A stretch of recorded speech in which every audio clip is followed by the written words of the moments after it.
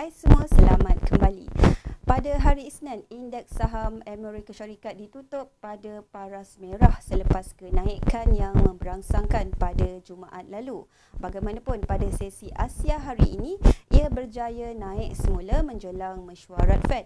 Pasaran saham di Jepun dan Australia turut membuat kemajuan walaupun mengalami penurunan di Wall Street semalam. Mesyuarat Fed adalah salah satu acara yang paling penting minggu ini. Keputusan kadar utama serta ucapan Jerome Powell akan menentukan sama ada rally dalam pasaran saham berjaya disemarakkan atau ditamatkan. Pasaran saham juga mungkin berundur tetapi akan mengelak daripada membuat penurunan. Para pelabur kini tertumpu pada kenyataan pegawai Fed tentang prospek dasar monetary masa hadapan.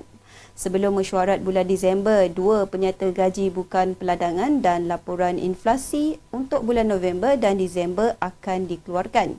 Sukar untuk meramalkan indikator bagi kedua-dua bulan tersebut. Oleh itu, Jerome Powell tidak mungkin membuat ramalan yang jelas untuk bulan Disember. Mesyuarat Fed yang telah lama ditunggu-tunggu akan diadakan esok. Pelabur telah pun menetapkan harga dalam kenaikan kadar 75 mata asas. Walau bagaimanapun, segelintir pelabur berharap kepada kenaikan kadar yang lebih kecil. Pendapat mengenai saiz kenaikan kadar pada mesyuarat seterusnya adalah terpolarisasi. Penganalisis sangat pasti mengenai kenaikan kadar 75 mata asas pada mesyuarat November.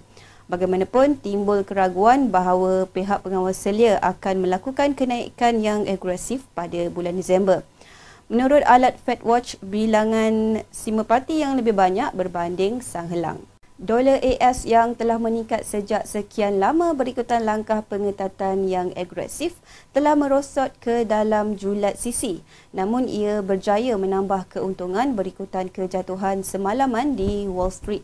Bagaimanapun, ia hilang momentum sekali lagi apabila niaga hadapan saham AS dan saham Asia meneruskan pertumbuhan semula. Satu lagi faktor penurunan harga ialah perbendaharaan AS yang merosot. Dolar AS juga turun kerana sentimen risiko, mata wang komoditi yang meningkat serta jangkaan pendirian yang lebih lembut. Pada awal Selasa, ia merosot lebih banyak lagi didagangkan pada paras 111. Dalam sesi Asia, indeks dolar AS turun naik sekitar paras 112 dalam julat urus niaga harian di antara 110.83 sehingga 111.57. Memandangkan inflasi yang berterusan tinggi, unjuran dolar AS kekal menaik di tengah-tengah jangkaan pengetatan yang lebih agresif. Bagaimanapun, sedikit petunjuk dovish akan mengembalikan tekanan menurun ke atas dolar AS. Seterusnya, Bank of Japan kekal komited untuk melonggarkan monetary. Haruhiko Kuroda berkata bahawa pihak pengawal selia akan terus berpegang kepada pendirian lembut untuk memacu ekonomi selepas krisis pandemik bagi memastikan kestabilan harga dan meningkatkan pertumbuhan gaji. Menteri Keuangan Shinichi Suzuki menegaskan bahawa Jepun akan terus memantau dengan teliti pergerakan yen dan akan membuat campur tangan jika perlu. Semalam, kerajaan Jepun mendedahkan jumlah yang telah dibelanjakan untuk campur tangan bagi menyokong yen pada bulan September keseluruhan berjumlah 19 bilion dolar.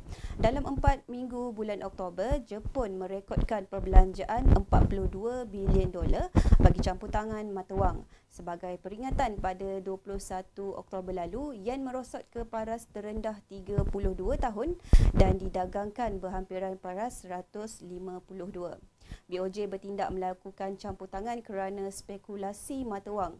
Berikutan komen penggubal dasar dan kelemahan dolar AS, pasangan dolar yen memasuki saluran menurun 147.47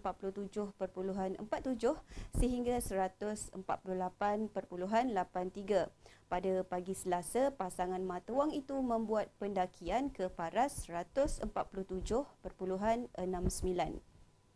Dolar Aussie juga berjaya bangkit. Bagaimanapun, hari ini ia merosot ke paras terendah selepas mesyuarat RBA. Seperti yang dijangkakan, RBA menaikkan kadar faedah sebanyak 25 mata asas. Bank Pusat itu memutuskan untuk melakukan kenaikan kadar yang lebih kecil walaupun harga pengguna melonjak di negara itu. RBA juga berkata bahawa inflasi kini dijangka memuncak sekitar 8% pada akhir tahun ini, meningkat daripada jangkaan sebelumnya sebanyak 7.75%. Atas sebab ini, dolar Australia berkemungkinan jatuh kerana Fed akan menaikkan kadar faedah dengan lebih agresif. Hari ini ia meningkat kebanyakannya di tengah-tengah kemerosotan dalam dolar AS.